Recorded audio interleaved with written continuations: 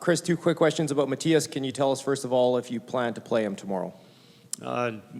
Still undecided. He's, like I said, he's still day-to-day, and we'll do what's best for our team and what's best for him. And secondly, the fact that your team's playing well up 2-1 in this series, does that play a factor into when he comes back? If you guys were down 3-0, would you be more likely to put him back in tomorrow?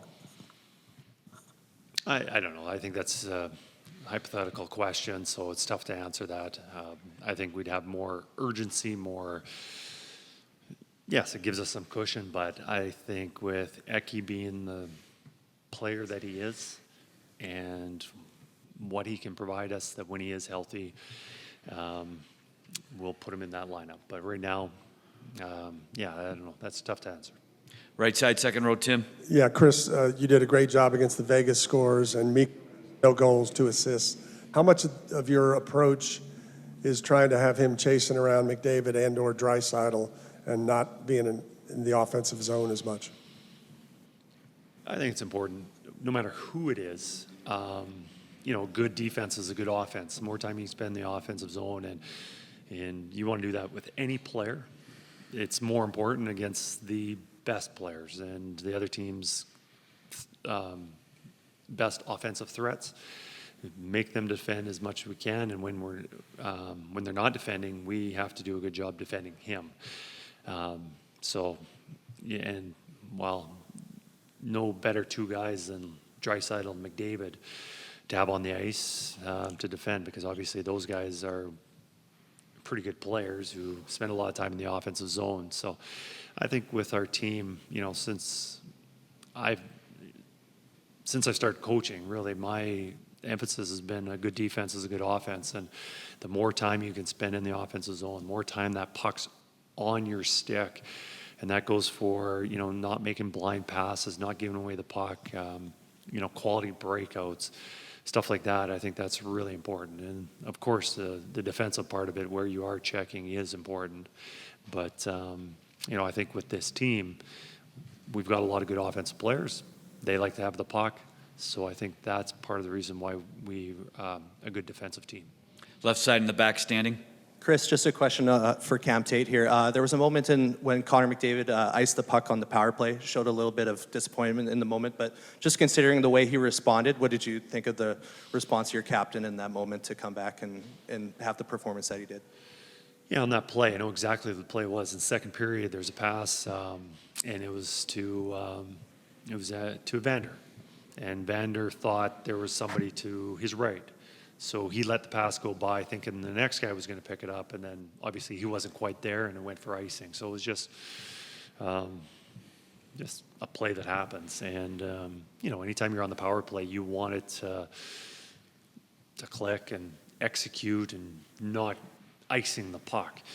But you saw Connor's game, and yes, there was maybe a little frustration with that play at that moment, but he was able to put it aside and move on, and obviously later that period scored a huge goal to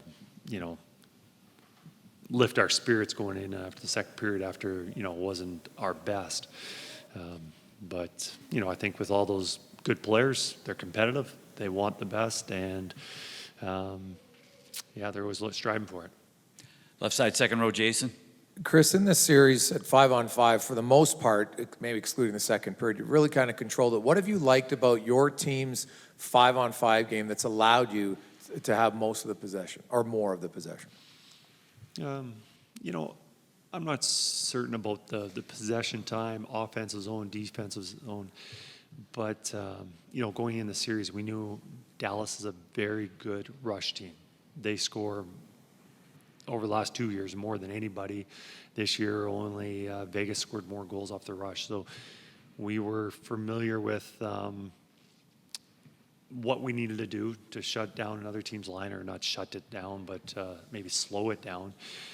So that was on our minds from the Vegas series, and we just had to carry it over to the Dallas series. So, a lot of those key points of not allowing teams scoring off the rush is, one, getting above, making sure you have good back pressure, D, have good gaps, and most importantly, just not giving away the puck.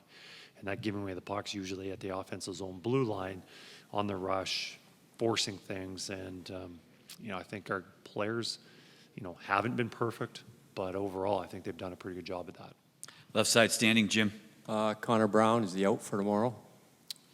Connor Brown is out tomorrow. How did you see the hit? Maybe possibly the same way you saw it. I thought it was a hard hit. Is that how you saw it? Hard would have been part of my answer, yes. And not clean is the second part? Those are your words, not mine. And can Calvin Pickard back up tomorrow night? We believe that he's very close, and there's a good possibility that he's on our bench tomorrow. Over to Derek. Kris, on that same topic, can you just maybe give us a thought on, you may not be here without Calvin and how he kind of jumped in and how well he played, and unfortunately he got hurt, but just a thought on his play and how much he meant to this run. Tremendous support to our team. Not only, I'll get to the on ice, but a guy that's very popular in the room, good support guy, a lot of energy, all that. So that's part of it. But the other part, obviously, is the on ice, and that's very important. And seen it not only this season, but last year. Last year in the Vancouver series, this year coming in the LA series, and put together 6 quality starts.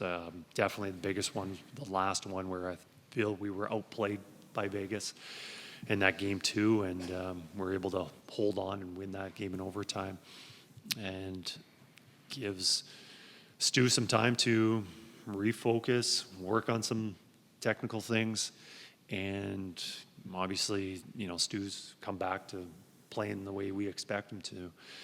So what Pick's done, we obviously appreciated it and was able to just allow everyone to reset and get us winning again.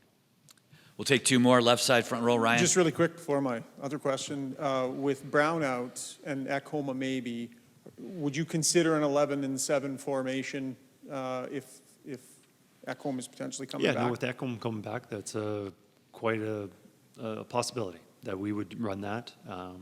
Now, if Eki's in the lineup, we're also considering going 12-6. So I think we could do either one. Holding on to leads was work in progress through these playoffs. Going into that last game, you had a 2-goal lead, and you went a little bit more, like you put McDavid and Draisaitl together, maybe got a little bit more aggressive with it. Was that a strategy to make sure your team was still pushing for more? I mean, you ended up getting a bunch more. So what went into that decision of leaning into it offensively with that combination? Well, we needed a reset. We needed to change things up from the way things were going in the second period. But I also wanted guys who have been playing together and also that I'm familiar with that can push play, can play more in the offensive zone. And we had some lines, the Nugent Hopkins, Hyman, Kane line has been really good. Obviously, McDavid and Leon and Perry have been good throughout the playoffs. So with those 2 lines, spending a little more offensive zone, and then the other lines can follow up. And I just felt that we needed some more push from our team. And it was nice to see that we did have some, and it started off right from the first shift.